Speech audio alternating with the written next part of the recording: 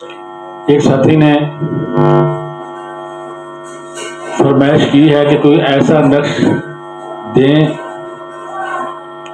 کہ چھوٹے بچے اکثر خواب میں ڈر کر اٹھ جاتے ہیں، چونک جاتے ہیں، اس کے بعد پھر رونا شروع کر دیتے ہیں اور پھر کسی بھی تدبیر سے وہ خاموش نہیں ہوتے۔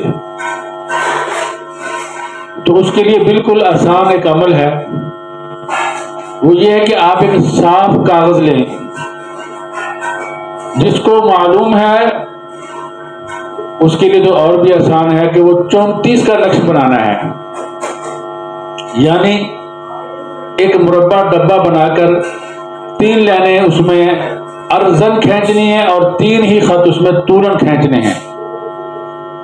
پھر ایک نکر سے شروع کر کے 1 سے 16 تک کے ہندسے اس میں لکھنے ہیں۔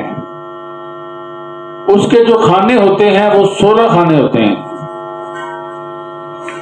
تو اس کو لکھنے کے بعد انشاءاللہ ہم اس نقش کو بنا کر ویڈیو کے آخر میں شامل بھی کر دیں گے، یا درمیان میں کہیں بھی مناسب سمجھیں گے تو شامل کر دیں گے۔ اس کے بعد آپ نے اس کے نیچے لکھنا ہے قا 6 مرتبہ، پھر اس کے نیچے لکھنا ہے الہی الہی الہی 3 مرتبہ، پھر آپ نے اس کے نیچے لکھنا ہے تقصیر تقصیر 2 مرتبہ، پھر آپ نے 7 مرتبہ نیچے لکھنا ہے قدوس قدوس قدوس قدوس قدوس، اور اس کے بعد آپ نے نیچے درود شریف لکھنا ہے وصلی اللہ تعالی علی خیر خلقہ سیدنا و مولانا محمد وعلی آلہ و اصحابہ اجمعین برحمتک یا ارحم الراحمین، یہ بڑا درود شریف۔ تو یہ آپ کا نقش مکمل ہو چکا ہے۔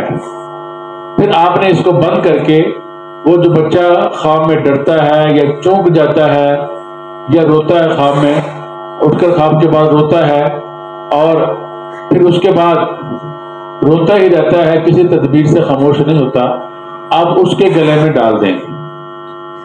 انشاءاللہ تعالی اس نقش کے ڈالنے کے بعد پھر وہ خواب میں نہیں ڈرے گا، اور رونا بھی جو اس کا مسلسل رونا ہے جنات کے اثرات کی وجہ سے یا نظر بد کی وجہ سے یا خواب میں کوئی چیز دیکھی تو ڈر گیا اور رونے لگا، انشاءاللہ یہ تمام باتوں سے سکون ہو جائے گا۔ تو آج کے لیے اتنا ہی کافی ہے۔ دعا کیجیے اللہ رب العزت ہم سب کے تمام بچوں کو اپنے حفظ و امان میں رکھے۔ وآخر دعوانا ان الحمد للہ رب العالمین۔